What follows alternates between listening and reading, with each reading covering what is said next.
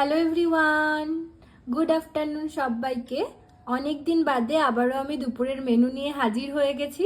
আজকে প্রথমেই আছে মেনুতে গরম গরম ভাত, তার সাথে আছে পেঁয়াজ আর শুকনো লঙ্কা দিয়ে আলু সেদ্ধ মাখা, তার সাথে আছে বাটা মাছ ভাজা। তোমরা এতদিনের মেনু দেখে তো বুঝতে পেরেই গেছো বাটা মাছ ভাজাটা আমি কতটা ভালো খাই।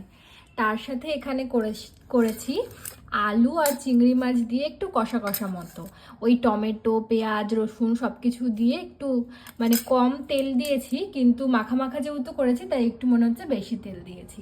তার সাথে করেছি এখানে বাটা মাছ ভাজা তো করেছি, তার সাথে বাটা মাছ একটু সর্ষে আর পোস্ত দিয়ে করেছি, একদম মানে ঝোল রাখিনি বলতে গেলে, আর যেইটুকু বা রেখেছিলাম একদম শুকিয়ে গেছে।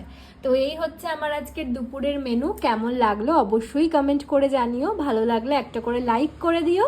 তো চলো আজ আসি, আবারও দেখা হবে অন্য কোনো মিনি ব্লগে বা অন্য কোনো মেনুর সাথে। টাটা।